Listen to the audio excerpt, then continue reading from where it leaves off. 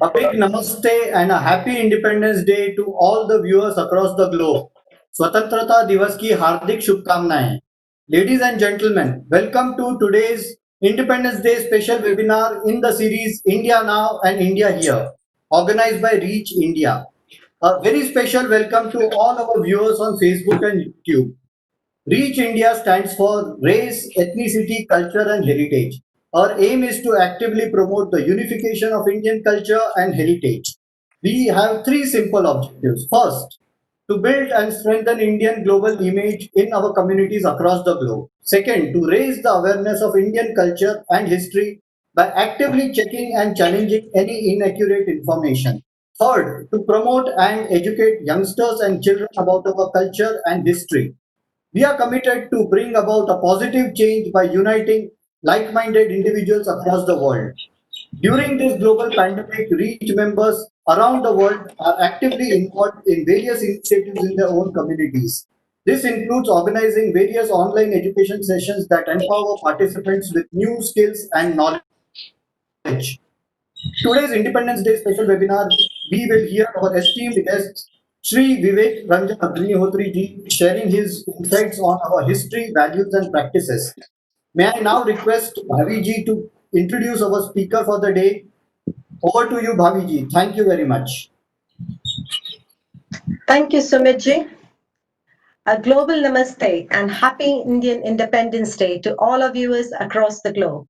As this year, India celebrates its 74th Independence Day. Let's remember the sacrifices made by the freedom fighters and thank each and every Indian across the globe who contributed to make this day happen. आइए हम उनके बलिदान के लिए शहीदों को नमस्कार करते हैं और हमें आजादी दिलाने के लिए उनका बहुत बहुत धन्यवाद और कोटि कोटि प्रणाम. Today's event is in honor of this, where we would explore India's history, values, and practices. It's an absolute pleasure and honor to have amongst us Shri Vivek Ranjan Agnihotri ji. Vivek ji is an award-winning filmmaker, author, and a public intellectual. As you all know, Vivek ji is a very popular public speaker on socio-political issues and has given lectures on creative thinking and innovation in top global institutes across the world. His prophetic cult film, Buddha in a Traffic Jam, dealt with the theme of urban nationalism and exposed the sinister nexus of radical leftists between the Naxals, media, NGOs, and academia. His film and the whole of sort of the things which happened को कट्टरपंथी वामपंथियों से अत्याधिक प्रतिरोध का सामना करना पड़ा और 5 साल के लिए उनकी फिल्म आगे नहीं बढ़ पाई. अपनी फिल्म दिखाने के लिए विवेक जी ने स्वयं पूरे भारत की यात्रा की और लोगों को उत्साहित किया. धन्यवाद विवेक जी for spreading huge awareness. Vivek ji's latest film, The Tashkent Files, which you all have seen, based on the mysterious death of India's second Prime Minister, Sri Lal Bahadur Shastri ji, during Cold War, went on to become the biggest super hit of the Indian cinema and ran around 100 days at the box office and is now a case study in India's top management institutes. Vivek ji is currently making an epic film, The Kashmiri Files, which we are all looking forward to, on the genocide of Kashmiri Hindus in 1990. For this research work, Vivek ji has traveled across the globe and met Kashmiri Hindus relocated all across the world to record the testimonials of the first generation victims of the genocide. Vivek ji's debut book, Urban Naxals, broke all records and became the fastest selling bestseller. Today, the term urban Naxals is used as a legitimate term. इसे राजनीतिक विश्लेषकों, media और भारत सरकार द्वारा एक राजनीतिक वास्तविकता के रूप में स्वीकार किया जा रहा है. Vivek ji's next book, which we all are looking forward to, and I'm personally looking forward to, Who Killed Shastri is due to release on 28th of August of this month. And I'm sure you all are looking forward to it as well. I would certainly like him to tell us more about it when we hear from him. As I mentioned before, Vivek ji is a passionate public speaker on Indian civilization and has spoken on some of the best platforms, including TED, Harvard University, Niti Aayog, Ideas India Conclave, Indo-US Chamber of Commerce, besides many top institutes, including premier Indian institutes like IIM and IITs. He has also been invited to speak at Ohio State University, Columbia University, to name a few. He served as chairman on the international jury of IFFI and has been on the jury of National Film Awards. Currently, he is serving as the secretary of Indian Film Directors Association as well as being the director on CBFC board. Vivek ji runs School of Creativity to help youth discover their creative consciousness for success and also runs a very popular channel VRA TV. Vivek has won several national and international awards.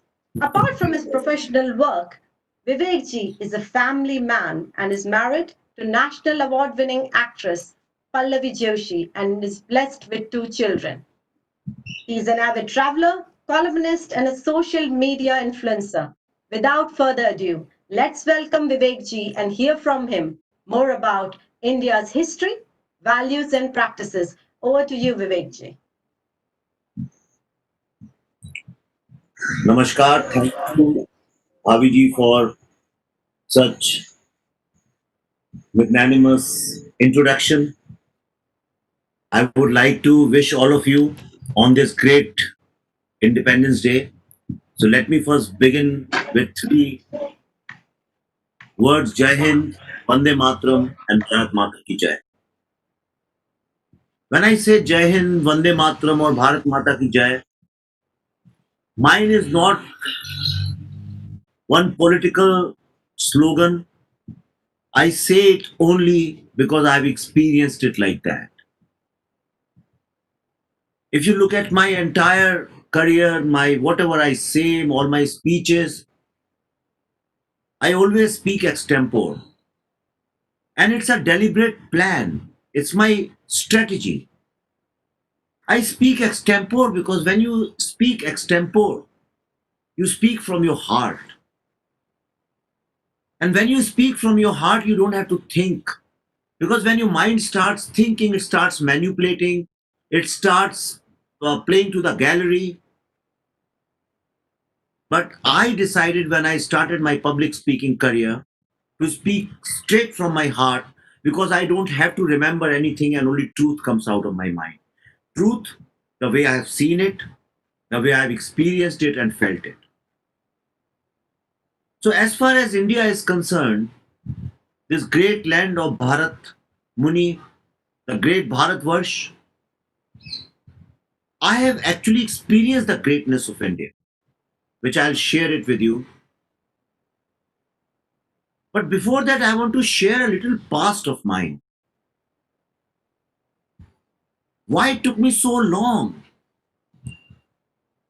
almost half a century, to experience the greatness of India? Those who do not know, let me just inform you that I was born into a family of freedom fighters. Both my mother and father were freedom fighters. Till their last breath, they wore khadi. My mother got married when she was 14 or 15 years old. In those times, girls used to get married early in villages. And immediately after her marriage, within 3 months, she was in jail because my father was a freedom fighter. And she joined him and she was also thrown into jail.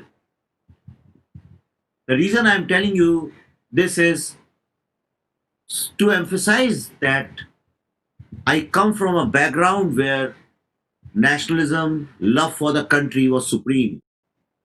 On top of that, my father was one of the greatest Sanskrit scholars. He translated all the Vedas, the entire Kalidas, and he was a very celebrated scholar of Indian history and Indian values and Indian philosophy. I also grew up in an environment where some of the greatest nationalist people used to come day and night, including Ramdhari Singh Dinkar and some of the best minds of those times. But despite that, despite such strong background, I hated everything about my background. I hated this country. I hated the society. I hated the history of India.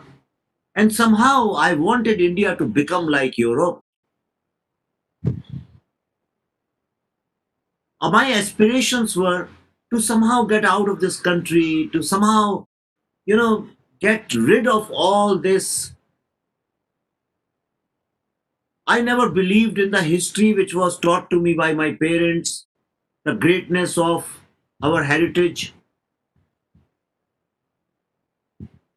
And like anybody else, I also joined the race of capitalism, went to US.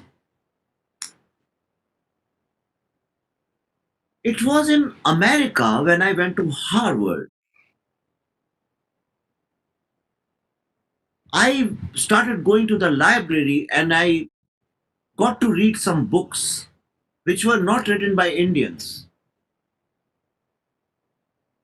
And slowly I got interested because I learned, I picked up a book called On Natya Shastra and it was fascinating. I said I come from a country where such great text was written, and that slowly got me interested in the old scriptures and texts. Anyway, to cut it short, the thing I want to tell you is that, like most of the youngsters of my generation, their minds were corrupted in their schools and colleges because we were taught wrong history. We were taught a history which was manufactured, created only to appease a certain section of the society, certain political agendas, and it was never the truth. For example, today in the morning, somebody wrote that the thanks to Mughals who brought the kite flying to India.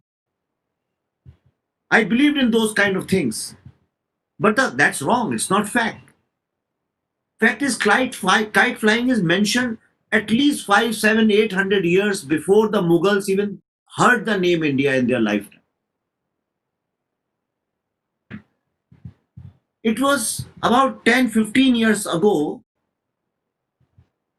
I used to be a liberal, a leftist, a secular, a typical model you can see in most of the Lutyens, Delhi, and you can see in Breach Candy, Bandra, and most of the Indian cities now. Since I went to JNU, so I also believed in all the communist things and I hated Indian gods and goddesses and never understood the importance and the meaning of them.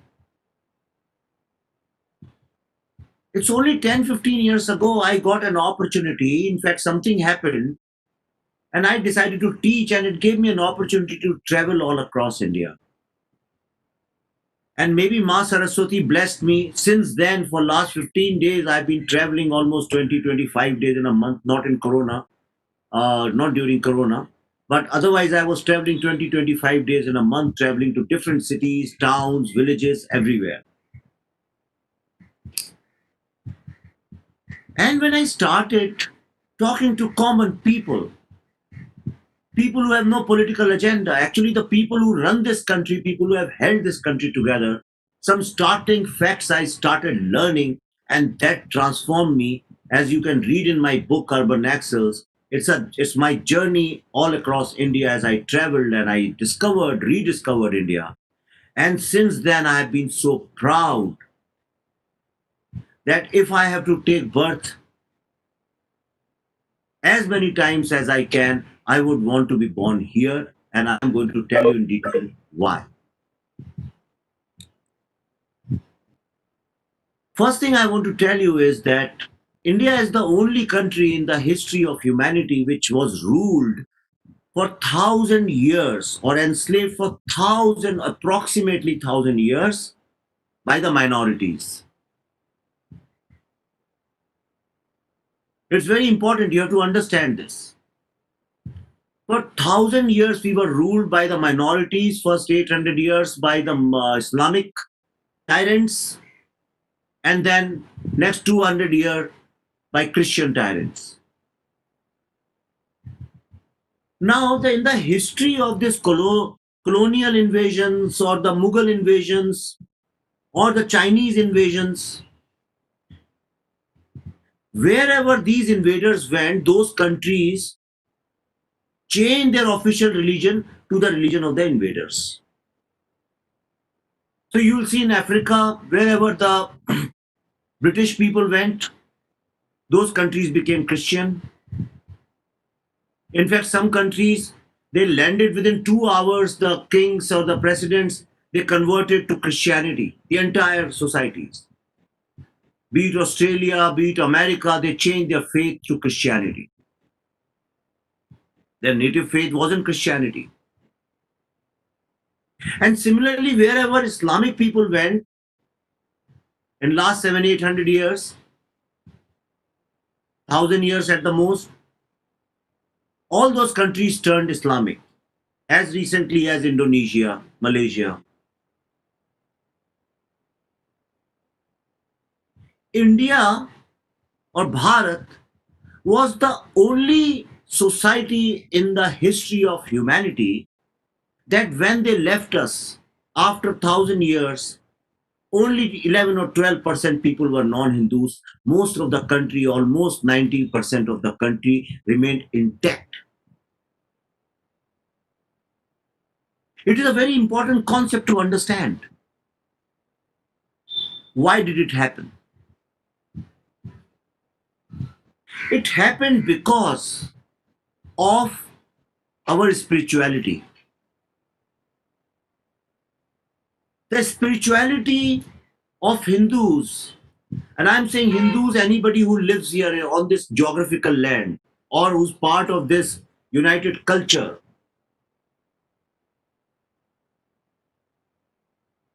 the spirituality of Hindus liberated their mind and that gave them a perspective about the world and the universe, which gave them so much of confidence that we naturally became secular and liberal.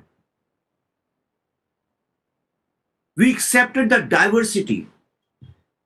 We don't have to teach any child why diversity is important. Like in America, I was recently there, or especially in Europe also now, there's so much of emphasis on liberalism and diversity, because those are oppressed societies.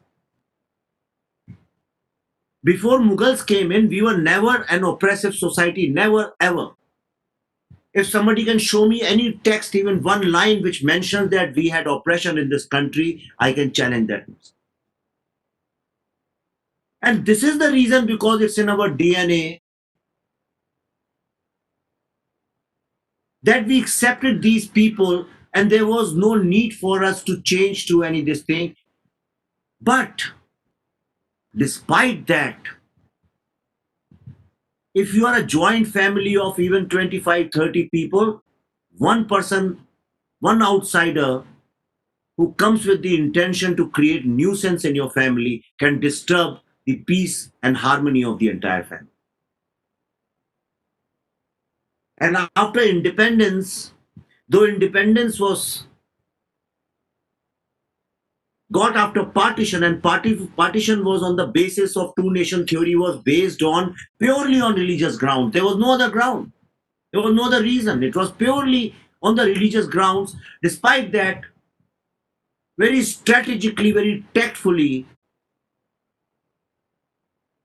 some nuisance was left behind so that India cannot grow and become more powerful. And it's been 70 years that India has remained bit disturbed on the communal grounds, on religious grounds. I'll explore that little later. So, first thing I want to emphasize that our great heritage, when we talk about heritage, what is this heritage? This heritage, number one, is it's in our DNA, it's our race, which is spiritual in nature. Spiritual in nature means that we have this constant dialogue going on. What is spirituality if not a constant dialogue between Parush and Prakriti? Because we believe only when Parush and Prakriti, Parush means karma, Prakriti means the universe, Mother Nature. It's only when there is a constant dialogue between these two you find oneness. Only in that oneness there is enlightenment and moksha. At least that's what Patanjali's yoga says. That's what Patanjali wrote thousands of years ago. And it's ingrained in our nature. And which is why wherever you go in the world, wherever you go in the world, whichever part, doesn't matter, you will find some Indians there. And you will find that the general perception about Indians is that these people can be trusted. All of you sitting here live in England, and you must have noticed that people trust you very easily, unless somebody is totally ignorant and confuses you with someone else. This spirituality gave us this very important trait of trust. I have lived abroad and I have seen, I'm telling you from experience, that people have given me rides without even thinking twice because they could trust. And everybody I speak to, they say Indians can be trusted. Why can we be trusted? We can be trusted because when the entire West was invading, crusading, and conquering the geographical lands of the world, the geographical continents of the world, physical continents of the world, we were conquering our own minds. And which is why we were always intellectually and spiritually more evolved than rest of the world. A lot of people say that Mughals came here, they became one of us, and that's why they are great people because they always wanted to live here and they became brothers and all that. No, credit doesn't go to them, credit goes to us.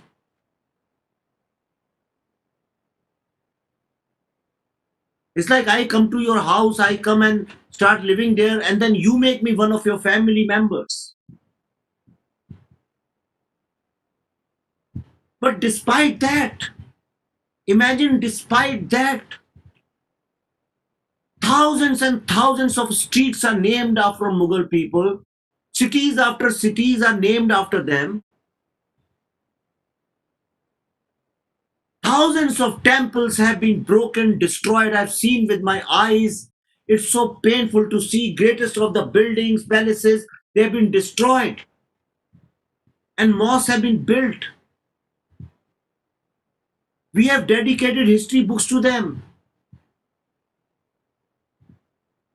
Presidents, chief justices, all the top positions you will find all the times, IS officers, vice chancellors come from the minority wing. Despite that, they always remain unhappy and dissatisfied. Whose greatness is that? Thousands of cities are changed in their name, villages have been changed.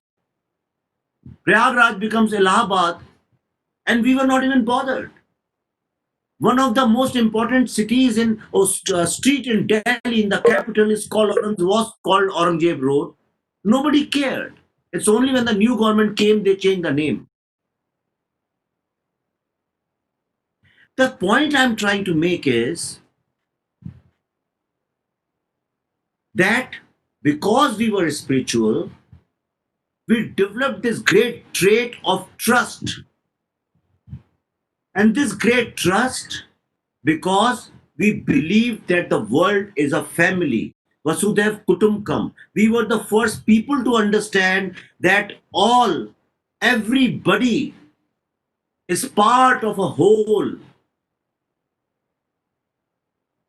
And this is the reason that the first of our Upanishads say Tattvam Asi. Tattvam Asi means thou art that, means you are that.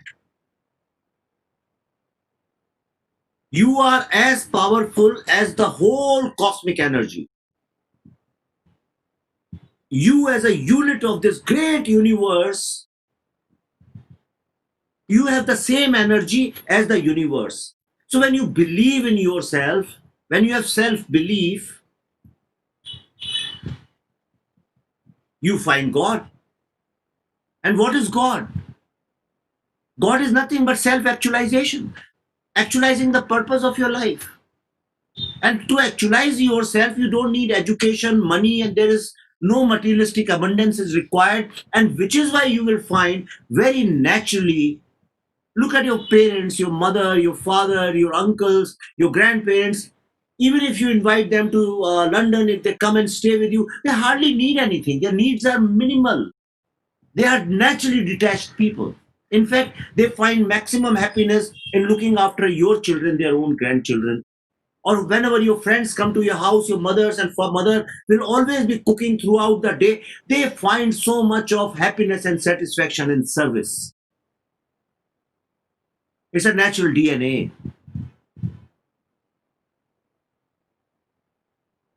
So let me recap it a little bit for you. The first thing I brought, the first fundamental value is spiritualism. If somebody is making notes, you can make notes of these.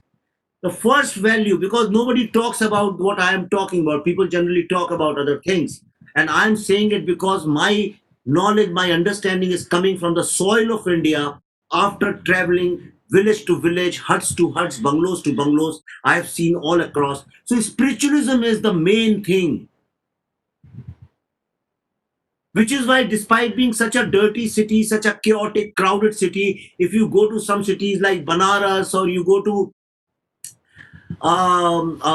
Hampi or you go to Nashik, you will find kind of a divine vibes around you. So spiritualism. Second, when I said trust, the third thing I told you is service. And the fourth most important thing is believing in ourselves.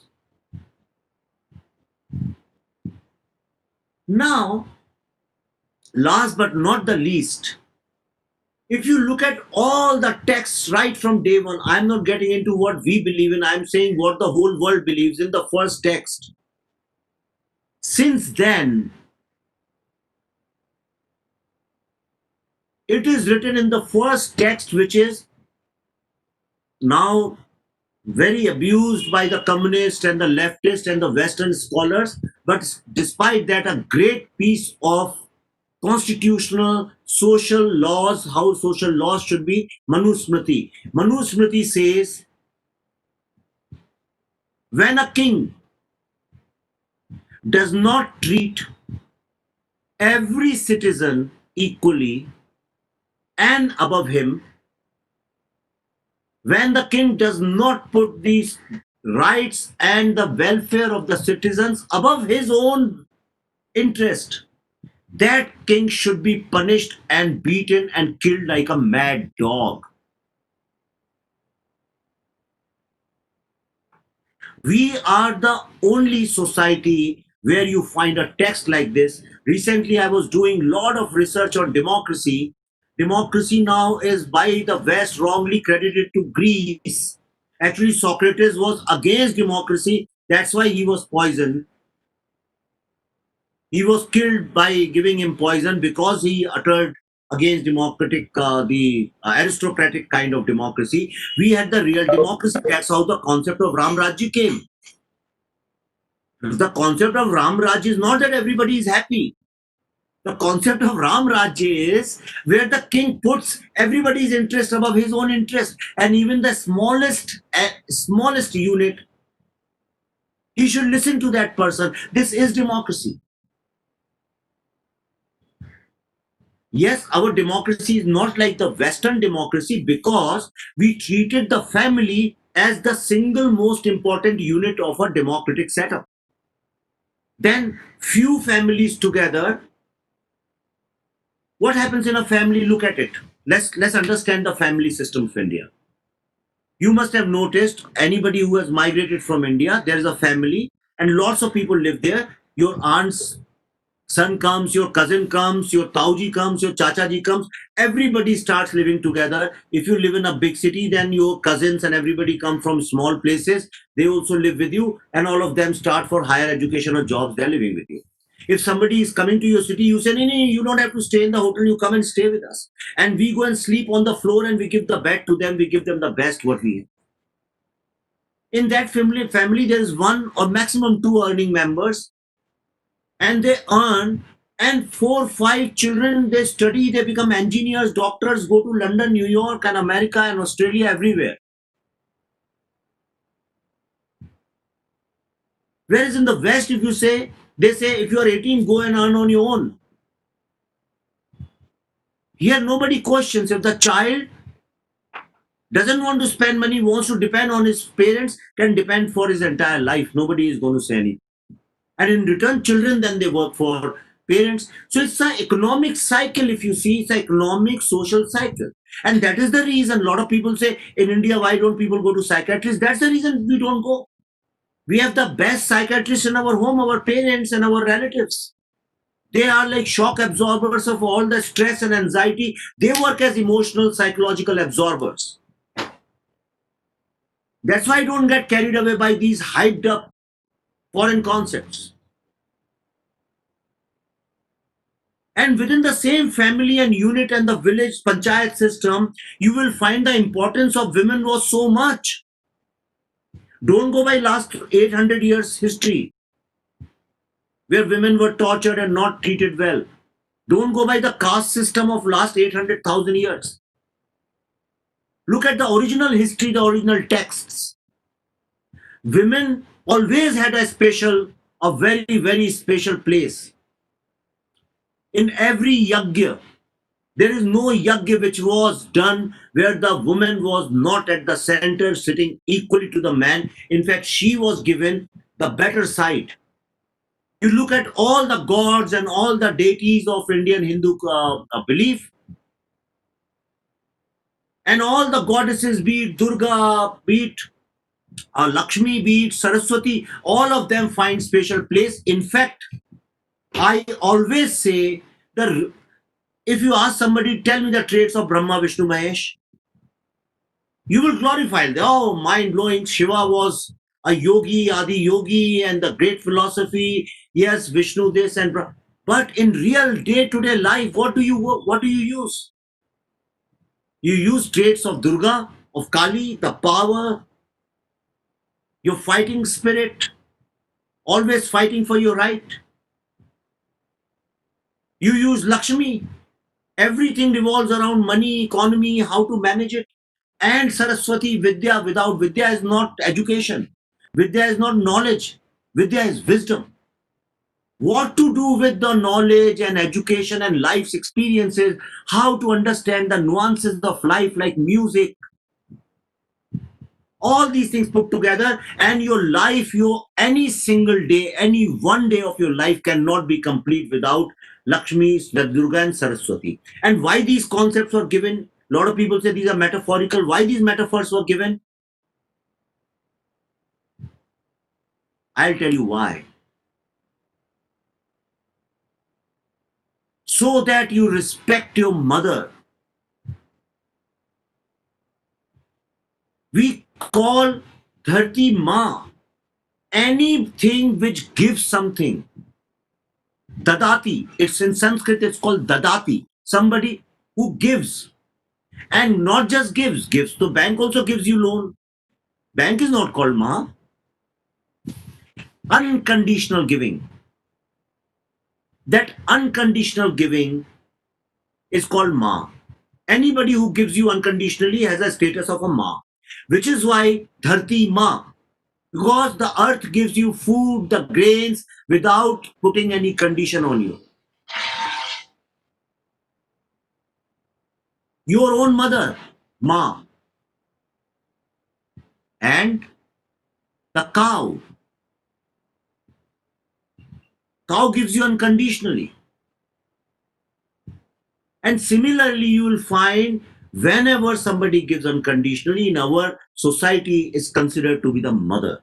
And now I know it's a half an hour slot. I can go on and on. It's like a life journey. But still, so we saw how spirituality led us to trust. And why I'm telling you these things, that today what the West is learning, what the West is fighting for, equality and racism problems which are going right now in America and Europe. We don't have a race problem. We never had a racism problem in our country. And before the Mughals arrived and started breaking the country and started putting regressive and the repressive values in our society, we never had a caste issue. You won't find stories of women's oppression. Name one. So trust, spirituality, trust, service, and Tattvamasi, which is thou art that, which means you have the entire energy, that confidence. And when you look at our mothers, they symbolize one of the greatest qualities which makes this world go. And today, if there's a problem in this world of corona, it is because the world has abandoned in their lust and their greed for materialistic abundance and globalization what they have given up, one greatest quality, and that is sacrifice, which our mothers symbolize. So these are the greatest of the values. If you look at your mother, you will find your mother wears the least expensive clothes. She's always willing to give you. Just think, close your eyes and think the kind of sacrifice your mother has made to raise you up and to make you whatever you are today. Just her sacrifice, you will be overwhelmed. You will have tears in your eyes just thinking about mother. In which other society, all of you are well traveled people, in which other society you have seen this kind of relationship? So, this is what I have experienced and I have learned are the great values of India. But unfortunately, because of the communists, because of the communal Islamic terrorist forces, because of the communist red terror forces, because of the colonial mindset of Congress, like me, most of the children in this country have grown up feeling inferior to something, I don't know what. And we end up spending 10, 15 years of our youth just fighting the colonial mindset. We keep fighting the English language. We keep fighting the elitism. And we want to become like the West. And this is where the new generation has biggest of the problems. And this is where the enemies of India and these forces who don't want to India to become one of the greatest countries and Vishwaguru, these red terror forces and Islamic terror forces who have collaborated and have become one, they are they have waged a civilizational war against India, because when all the civilizations of the world have perished, every single civilization has died. We are the only civilization which is alive and breathing and growing and hoping to become the Vishwaguru. And before I conclude, I think half an hour was the time given to me. I just want to request all of you that we are going through a very critical time. This corona crisis is a very big sign. I'm a very staunch Hindu. I believe in Hindu philosophy. Hindu thought, the great works. Please tell them that the cities where they live, all the urban planning, urban design they know of was actually invented in India. Please tell them that all the sanitation, all the WC they use, they were invented in India. Perhaps they don't know all these things and that's why they don't take India very seriously. All the music they know, the musicology was invented in Kashmir in India. The grammar, the modern grammar which you know today was invented in India by Panini. The surgery which you know was invented in India.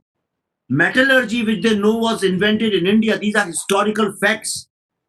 If some of you want, I can send you the original texts recognized by all the greatest of the researchers and the scientists in the world. All the Hollywood movies which you see and enjoy, and all the opera and the Broadway shows which you see, was actually invented in India in Natya Shastra. How to do makeup, how to make hair, how to do stage lighting, how the stage should be made, what is character, all that was created in India. The greatest literature was written by Kalidas, not Shakespeare. In fact, Shakespeare also believed that Kalidas was the greatest poet and writer in the world. The oldest city in the world is in India. The entire sex education we talk about was invented in India.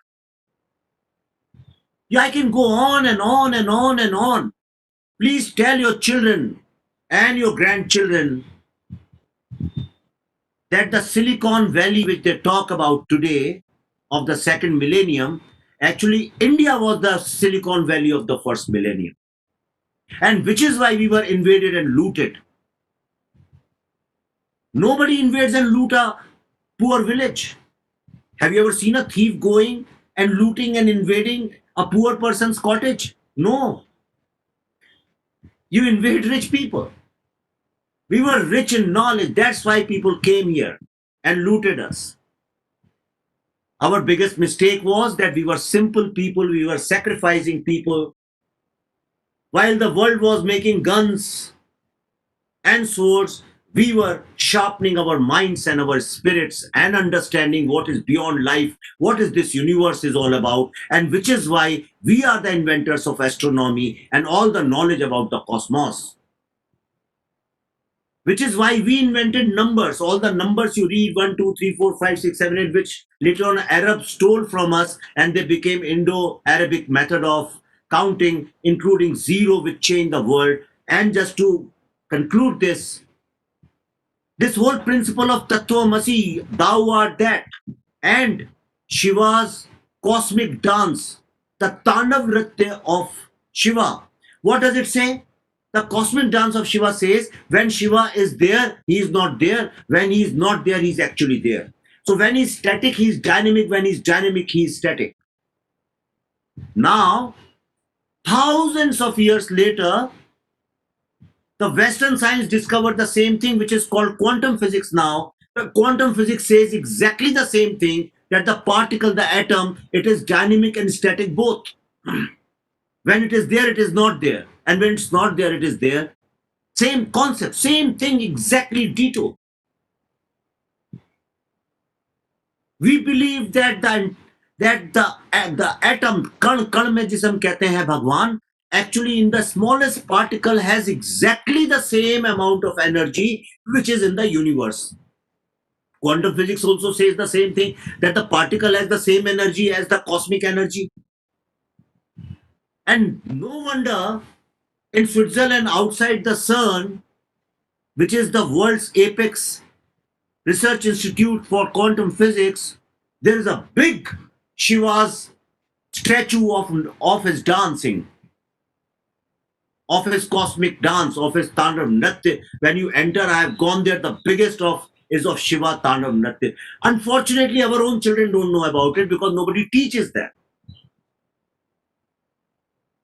So tell your children that you come from a place which was the Silicon Valley We got looted and invaded because we did not protect it. We didn't know how to protect it. But today we have to learn to protect it. There is a huge cyber warfare is going against India. A big media warfare, intellectual warfare is going.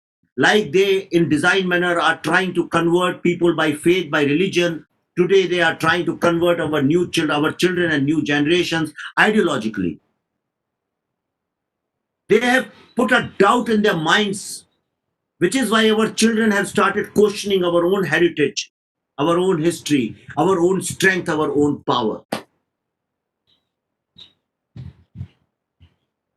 We have to fight it. I'll tell you how we can fight it, because I'm not here only to raise questions. I also want to give some solution how to fight this global cyber warfare against India, or intellectual warfare against India, by the people I call urban Naxals.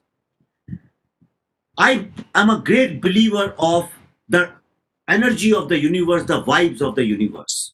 Today, the universe is flooded with the negativity about India. If you go to YouTube or if you go to Netflix and all, and you type Islam or you type Christianity, you will find thousands of things on Jesus Christ, how he was a messenger of love and peace, and on Islam, how their calligraphy is great, and blah, blah, blah, blah, blah.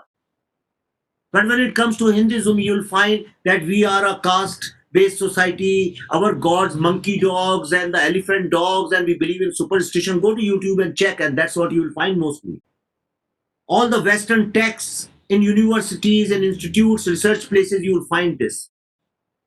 We can correct it. It's in your hands and my hands. I am doing it. Last 10 years, I have invested in only writing and creating products which highlight the greatness of India. I am not focusing on the weaknesses. If you see, in last half an hour, I have only told you about the greatness of this great civilization. Do not take a pledge on this 15th August. Take a oath, make a commitment to yourself that for next 1 year, 365 days of your life, you will not sleep even one day until you have written something great about India on social media. It's a very easy, simple thing to do. It will take you 5-10 minutes. And you don't have to be a researcher. Write something about your own city, your own village, about your childhood, the greatness, like I told you about the greatness of mothers. Write about the greatness of your mother, about her sacrifice. Fill this universe with the greatness of India. Because algorithm is the new global god. They write so much of negative things about India. Yesterday I did a show and we were talking about why Wikipedia is Hindu phobic. When you go and check in on Wikipedia just now, Jai Shri Ram, they say it's a war cry, which is being used by Bharatiya Janata Party and nationalist Hindu wings to communalize people and to oppress and torture the minorities. That's what the Wikipedia says, Jai Shri Ram. And if you write Allahu Akbar, it says, oh, this is sung in love for God and blah, blah, blah, all great things. Why? Because they're the fastest growing religion in the world. All the money is with them. All the guns and the power is with them. The entire world is here to appease them. And which is why, if you say any one word against Islam, even you question academically, you are labeled Islamophobic. But if you say that Wikipedia is like that, nobody says that Wikipedia is Hinduphobic. I am raising voice against it. I am filling the universe from my own side as much about the greatness of India, and which is why, before I conclude today on my channel VRA TV on YouTube, tonight at 7 p.m. Indian Standard Time, I am doing a big revelation that what was the real story of independence.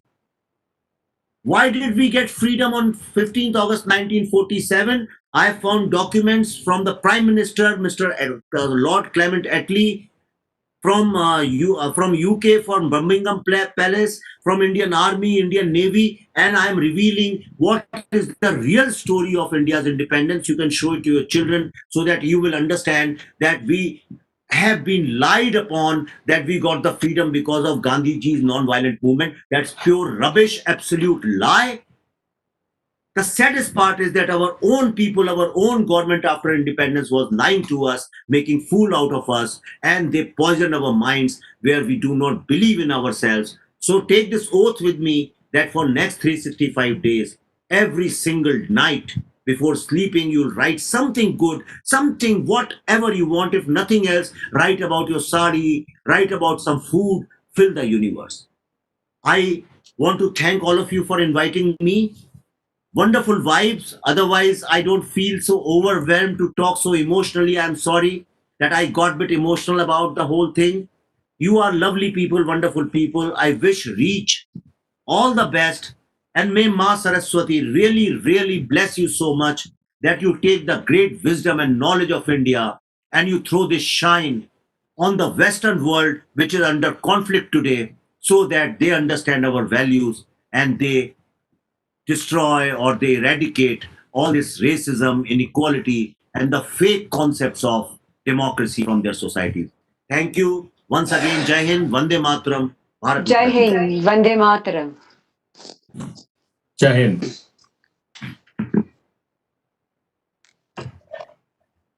Thank you, Vivek ji, for giving us such an insightful and absolutely wonderful sort of journey back to India's wonderful history, the spirituality, and sort of believing in all yourself.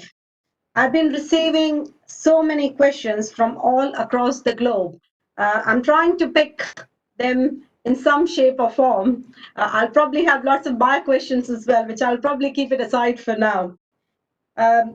This wonderful question is from a younger generation who are watching this live of yourself. And the question is, where did you get these books to read? How do you know what to read? How do you find time to read them? And most important, is there any guru who helped you to understand what is written in those books? I've sort of put it all together because it's just related to the books. And I think the younger generation, the person who has asked this question is very intrigued to find out about it. So if you can give some insight into it. It's a very difficult question, but if there's a young person, then all I can say is that when you fall in love, I'm sure you are in love with somebody. How do you get time to read all the non-stop continuous messages on WhatsApp and on social media from the person you love? You know, it's just falling in love. When you fall in love, something takes you over, and then the doors start opening up.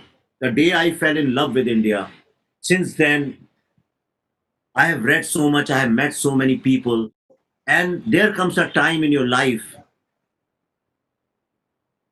when actually universe conspires to make it happen for you. Today I'm on 15th August sitting with such lovely, wonderful people. This is the universe conspiring to make it happen for me.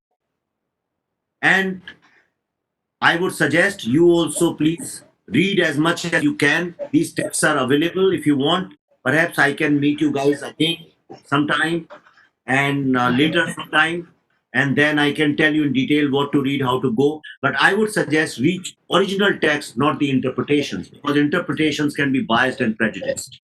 And that's what my advice would be. Okay.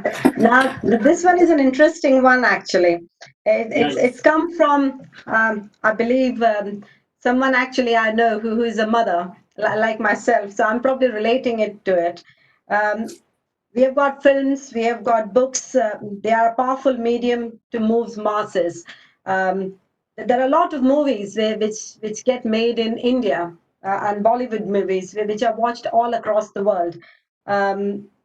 It's just for people who like us who live abroad. A lot of Indian Bollywood movies are not as inspirational as you sort of want them to be, but there are others who are absolutely, absolutely amazing. And in that sort of crowd, they sort of get missed. So something hopefully can be done. I'm sure it's changing, and it's changing a lot for the better. And we probably like to see a lot of cinema, a cinema which you are producing it's watched more. And that's probably the feeling, the mother who has written it. So the question is again probably the similar one, but probably it's from a mom, so I'm asking it. What is your advice for young minds to recognize the inner strength and morph into unicorns, leading the world through them? That's sort of the question. That I mean, I'm sure you have said a lot of things about the young mind, but please, if you can. See, inner strength doesn't come in isolation.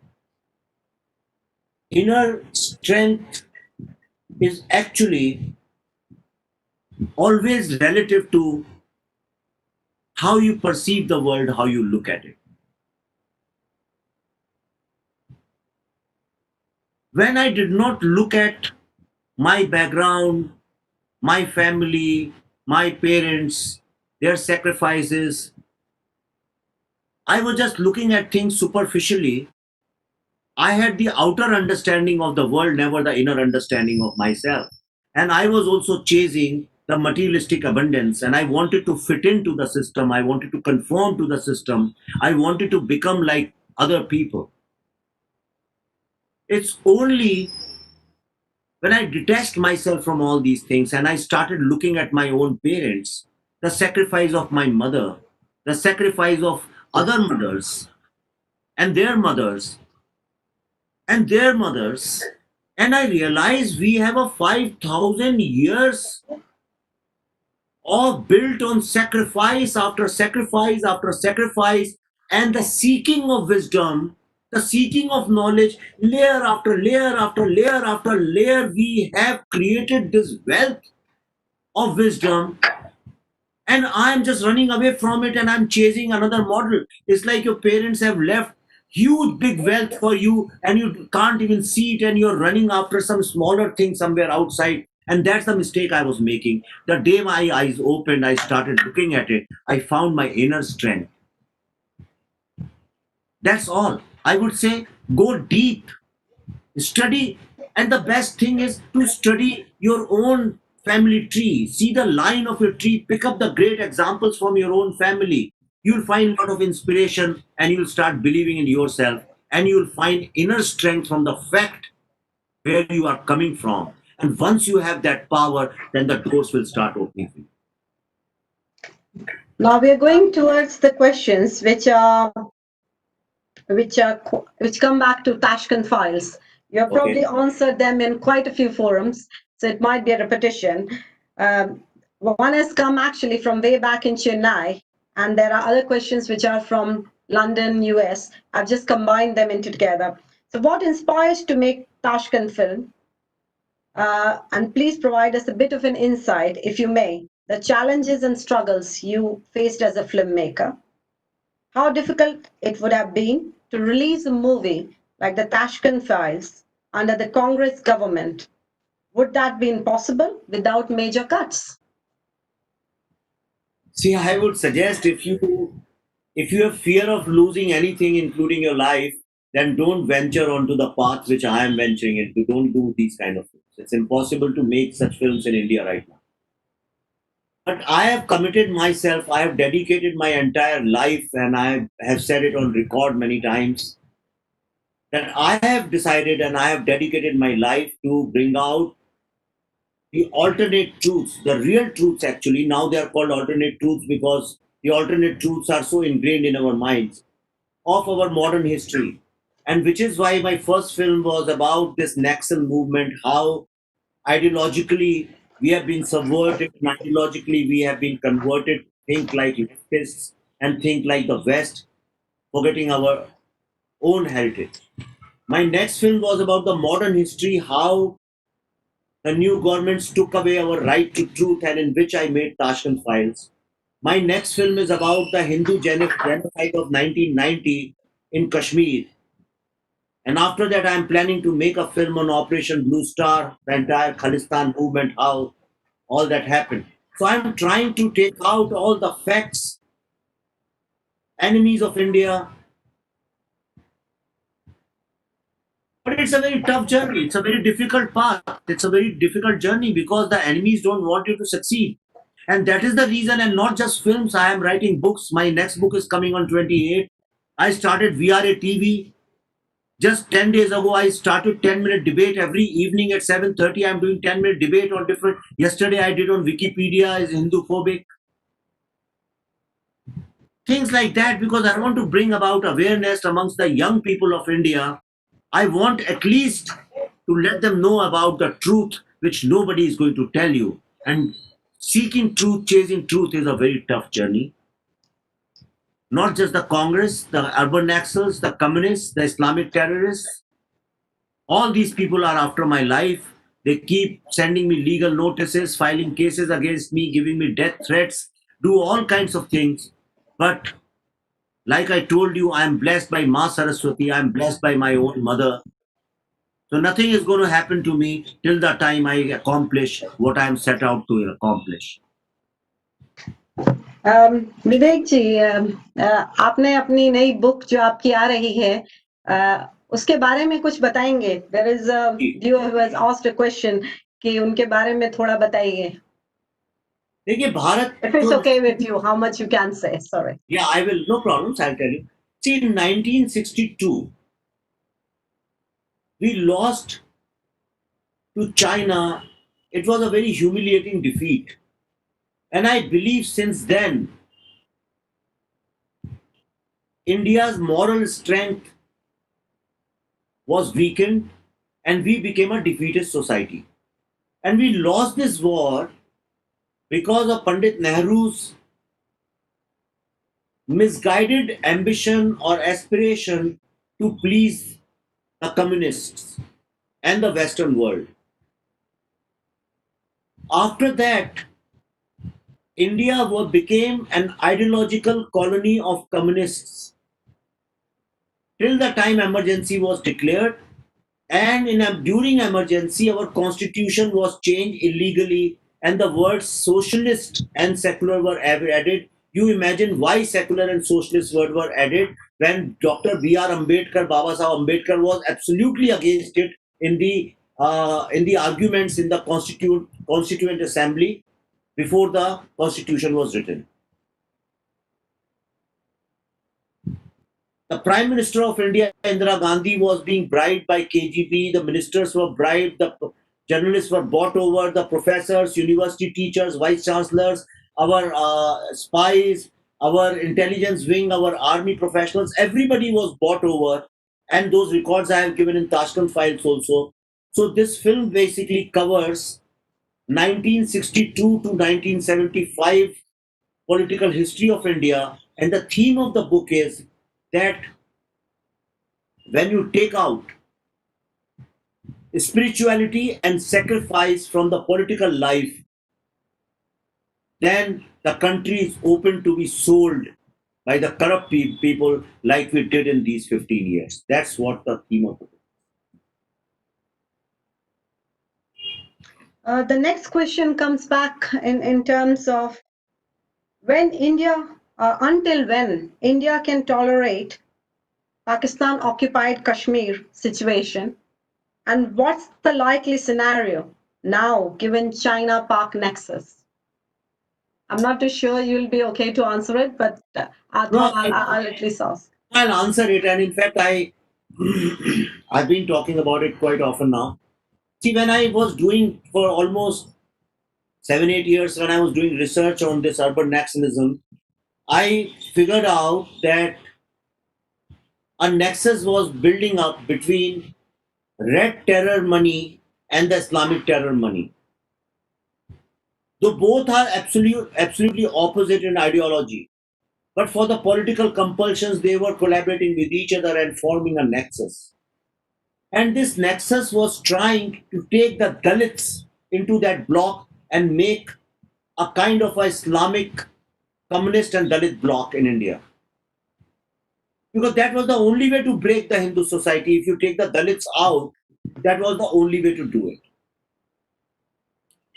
But the new government, because the prime minister, president, everybody comes from the OBC background, from the lower caste, and because of the government policies, the dream they had seen to break the Dalits away from Hindus got shattered. In fact, just 3 days ago in Bangalore, the Islamists burned the house of a Dalit MLA who belongs to Congress. If you see, their entire strategy is to wage a war against the state of India. And which is why, from one side, in Kashmir, Islamist terrorists are creating problems, and from the eastern side, red terrorists are committing this crime against India. As recent, in fact, if you see, my last episode was on the culture war of China on VRA TV. I have spoken about how 100 Indian journalists are on the payroll of China. How our education system, how IITs, IIMs, some of the top universities actually signed MOUs with the Confucius Institute of China, which actually is waging a culture war. In America, they have banned them. Now India is doing that. So our media, our education system, the so-called intellectuals, some of the celebrated anchors who sit and do 9 p.m. prime time in English, most of them are actually the agents of Islamic terror and the Red Terror. And they're funded. Very soon I'm going to prove it with documents and data and everything. We are working. Our only problem is that nobody funds us. So we are always struggling for this, we are always struggling for this. So I started my own foundation. Whatever donation money we get, I get a lot of young people, researchers, and we do. That's how I'm being able to make these films. That's how I'm being able to write these books and doing YouTube channels and stuff like that.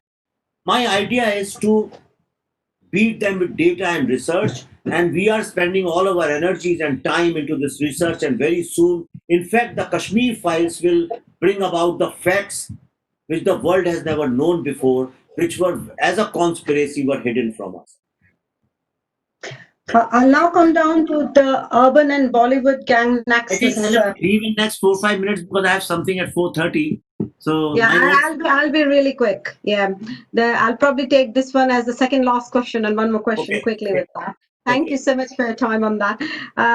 How do we think so many different ideologies managed to merge and be aligned? Was there a systematic planning effort to make this happen in 60s and 70s? Or do you think this is more a recent 90s change? This is for urbans and Bollywood gang along leftists. Nexus. No, this process started in 60s. Most certainly, my book mentions the date and everything. Under Jawaharlal Nehru's regime, in a very systematic manner, anybody who was the son of the soil, anybody who did not have a colonial mind was ignored, and people with colonial mindset, they were given power, including in army. And that's why we lost China.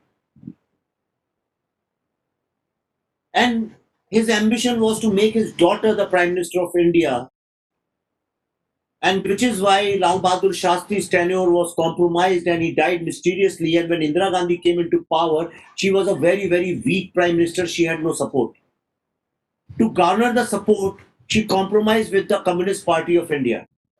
Communist Party put a condition in front of her and they said, you give us the entire education, art, literature and culture and we will support you, and she surrendered.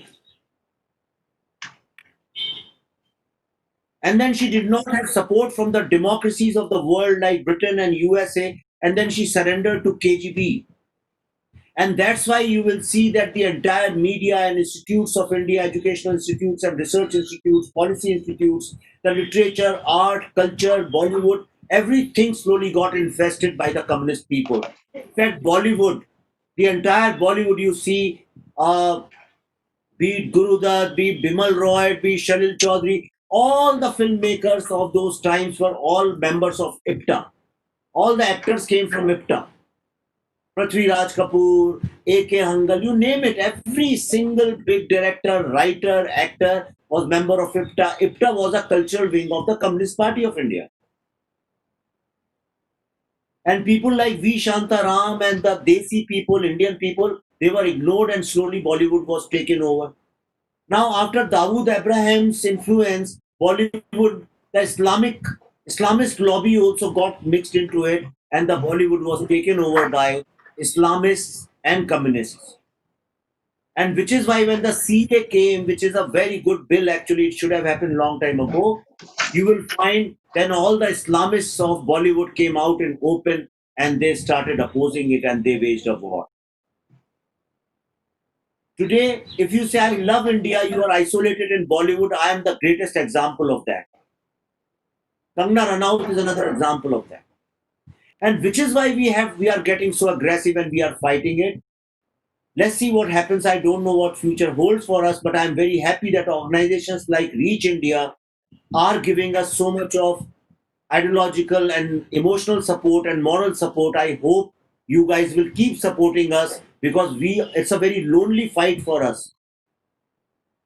Nobody funds my movies, nobody distributes my movie, and I have to fight a lot. Tashkent File became one of the biggest hits despite no funding, no distribution, because of the love of people and organizations like Reach.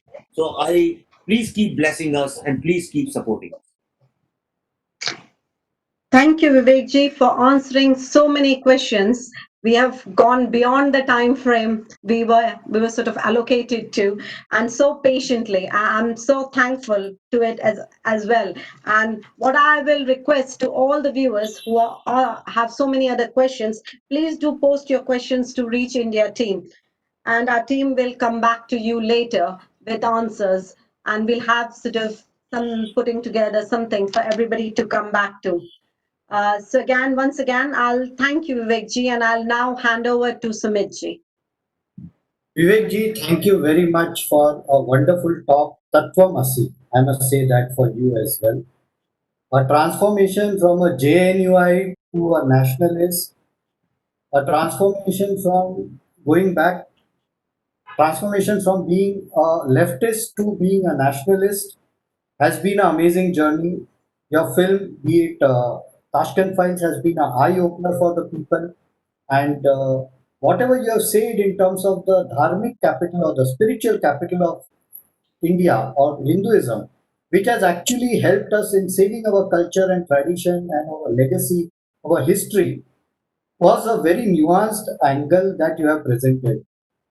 The way you have explained it has been very innovative, and I would just like to thank you for giving those four values. The first being about the spiritual capital, the second being trust, the third being service above self, and the fourth being self belief, which has helped us to retain our culture even after so many invasions over a period of 1,000 years, which only India or the Hindu civilization has managed. Other all civilizations got wiped out and changed into the belief system or the faith system of the universe. We look forward for your new movie, and I would like to thank you very much for your time and your insights, and probably would like to have you again on our show and our talk here and discuss more in depth about various issues which we couldn't touch and discuss in detail in this particular session. So Thank you Vivek very thank you much. very much. Thank you very much for your time and insights. We I all at hope thank that you very much. I pray to God that Corona will go soon and we all will meet up in London and we'll have a great satsang there.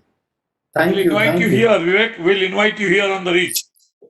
Let's end this session with because today is the Independence Day, so it will be prudent to end the session with a Jangan Mat. I will now request all to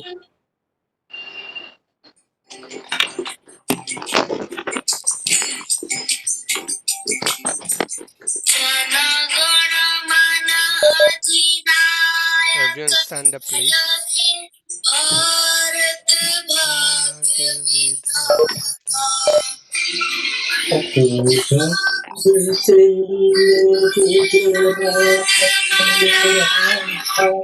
Dravid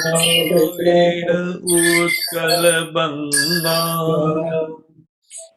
Vindhyachal Yamuna Utkal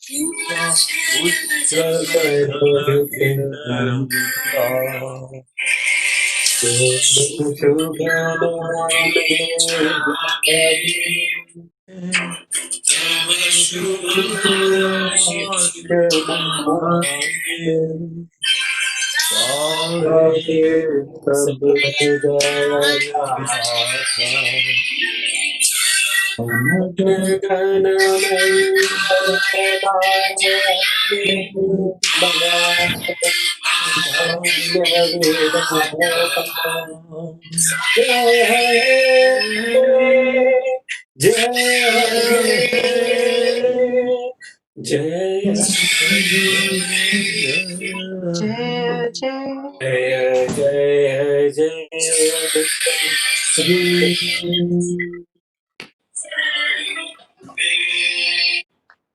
Thank you. Namaste. Vande